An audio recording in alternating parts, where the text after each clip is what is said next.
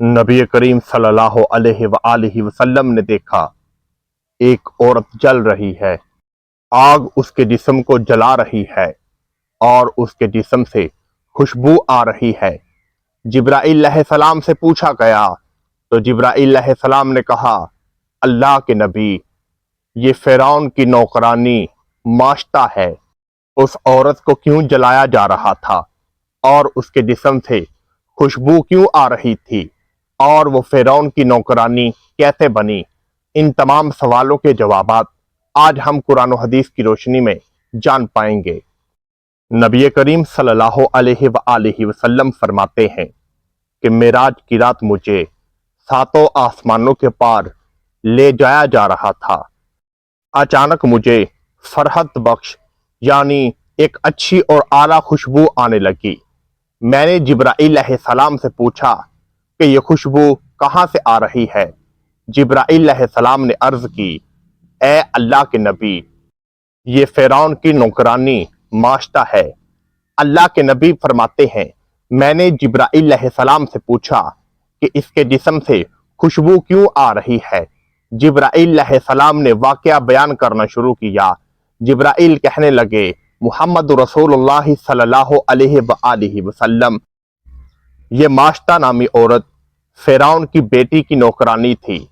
एक दिन ये फिरौन की बेटी को कंगा कर रही थी कि कंगा उसके हाथों से नीचे गिर गया और जैसे ही उसने कंगा उठाया और अल्लाह का जिक्र किया, फिरौन की बेटी कहने लगी कि तुम मेरे बाप को खुदा मान रही हो।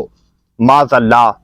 वो औरत कहने लगी, नहीं, मैं तो उस वहदहू ला शरीक का नाम ले रही हूँ जो तमाम जहानों का मालिक है, जिसने तुम्हें और मुझे बनाया है। फिरौन की क्या औकात है। फिरौन की बेटी कहने लगी कि माज़अल्लाह, तुम मेरे बाबा को खुदा नहीं मानती। मैं ये सारा वाकया अपने बाबा को बताऊंगी। जो अल्लाह के नेक, सच्चे और पक्के बंदे होते हैं, उनको किसी का डर और खौफ नहीं होता। उसने कहा, वही वहदहू ला शरीक है और मैं उसी की इबादत करूंगी। मैं तुम्हारे बाप को किसी सिमत भी खुदा नहीं मानती। फिरौन की बेटी ने सारा वाकया जाकर अपने बाप फिरौन को सुनाया। फिरौन बहुत गजब और गुस्से में आया। उसने अपनी माश्ता नामी नौकरानी को बुलाया और पूछने लगा, क्या तुमने ये अल्फाज दोहराए हैं?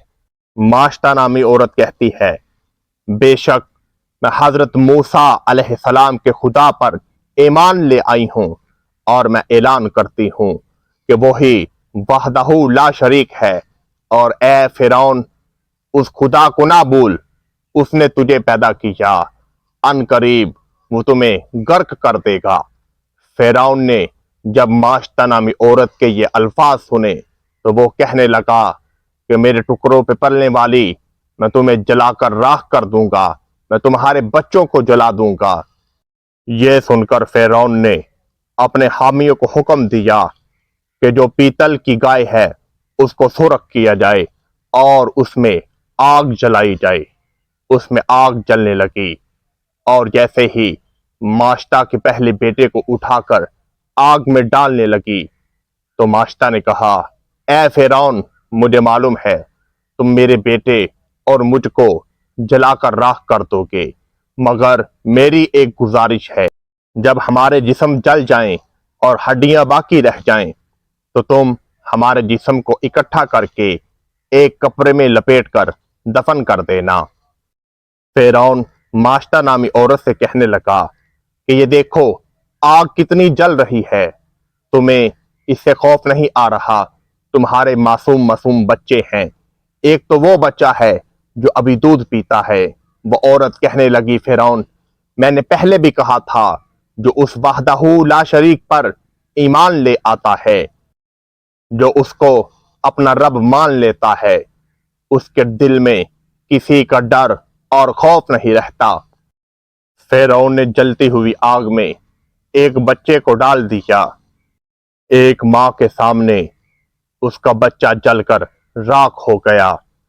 फिरौन एक एक करके उस माश्ता नामी औरत के बच्चों को डालता रहा। کیونکہ اس ماں کو معلوم تھا صدیوں کے بعد جب کسی کتاب میں میرا ذکر آئے گا اور محمد رسول اللہ صلی اللہ علیہ وآلہ وسلم کا امتی میرے واقعہ کو پڑھے گا تو اسے سن کر جوش اور لذت محسوس ہوگی کہ ایک ماشطہ نامی عورت تھی جس نے اپنے بچوں کو جلا دیا اور فرعون کی غلامی کو قبول نہ کیا۔ جب فرعون لعنتی اور ذلیل نے اس کے سارے بچوں کو جلا دیا، اب اس کا ایک ہی بیٹا باقی رہ گیا جس کو اس ماشطہ نامی عورت نے گود میں اٹھا رکھا تھا اور وہ ابھی دودھ پیتا تھا۔ مسلمانوں سوچو، ایک دودھ پیتا ہوا بچہ جب اس کو آگ میں ڈالا گیا ہوگا، ہمارے بیٹے کو ایک چھوٹی سی کنکر چبھ جائے تو ہم کہتے ہیں ہائے میرے لال، تمہیں کیا ہوا، تمہیں کنکر کیسے چبھ گئی؟ ہمیں بہت تکلیف ہوتی ہے۔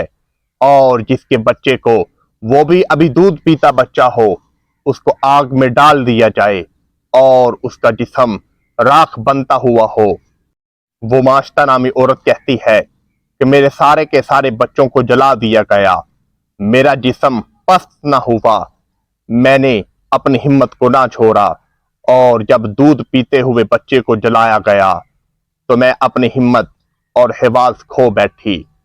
اللہ تعالیٰ بھی اس منظر کو دیکھ رہے تھے۔ اللہ تعالیٰ نے اپنی قدرت کو نشاور کیا اور اس بچے کو زبان دی۔ وہ بچہ بولنے لگا، اے ماں، گھبراؤ نہیں، یہ آگ ہمیں کچھ نہیں کہہ سکتی۔ اس دودھ پیتے ہوئے بچے کی آواز کو سن کر اور اللہ کا یہ معجزہ دیکھ کر کہ ایک دودھ پیتا ہوا بچہ اللہ کے حکم سے بول رہا ہے، اس ماشطہ نامی عورت نے آگ میں چھلانگ لگا دی اور اس طرح اس کا بچہ اور وہ جل کر راکھ ہو گئے۔ جلتے ہوئے اس بچے نے کہا تھا، اے ماں، غم نہ کر، یہ دنیا کی آگ نہیں، یہ تو جنت کا باغ ہے۔ دوزخ کی آگ تو اسے 70 گنا برنے والی اور برکنے والی ہے۔ یہ سن کر اس ماشطہ نامی عورت نے اس آگ میں چھلانگ لگا دی۔ حضرت سیدنا ابن عباس رضی اللہ تعالی عنہ فرماتے ہیں، 4 بچوں نے اپنی ماں کی گود میں کلام کیا۔ حضرت عیسیٰ علیہ السلام، دوسرا جریح عابد کو تہمت سے بچانے والا بچہ، اور تیسرا حضرت یوسف علیہ السلام کا گواہ بچہ، اور چوتھا ماشطہ نامی عورت کا بچہ جس کو اللہ تعالیٰ نے زبان قوت عطا کی کہ وہ اپنی ماں کی گود میں بول بیٹھے، اور اس طرح ماشطہ نامی عورت اور اس کے بچے جل کر راکھ ہو گئے۔ اور جب اللہ کے پیارے نبی کئی ہزار سالوں کے بعد معراج کی سیر کرنے کے لیے اور اپنے رب سے ملاقات کرنے کے لیے پہنچے تو دیکھا کہ جب 7 آسمانوں سے گزر رہے تھے تو پھر اس کی قبر سے خوشبو آ رہی تھی۔ جبرائیل علیہ السلام سے پوچھا گیا تو جبرائیل علیہ السلام نے سارا واقعہ سنایا کہ اللہ کے نبی، یہ وہ عورت ہے اور یہ وہ بچے ہیں کہ جس کو فرعون نے جلا کر راکھ کر دیا تھا، مگر آج کئی ہزاروں سالوں کے بعد، کئی صدیوں کے بعد اللہ کے پیارے نبی کو فرحت بخش خوشبو آ رہی ہے۔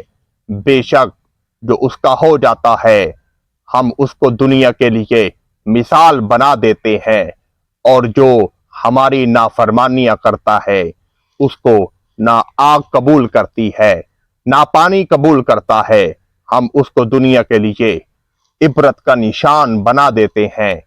اے 1400 سال کے بعد جنم لینے والے انسان، اب تو سوچ لے کہ تجھے ماشطہ نامی عورت کی طرح خوشبو چاہیے یا فرعون کی طرح ذلت اور رسوائی چاہیے۔ ان قریب تمام کے تمام لوگوں کو اپنے رب کی جانب لوٹ کر جانا ہے۔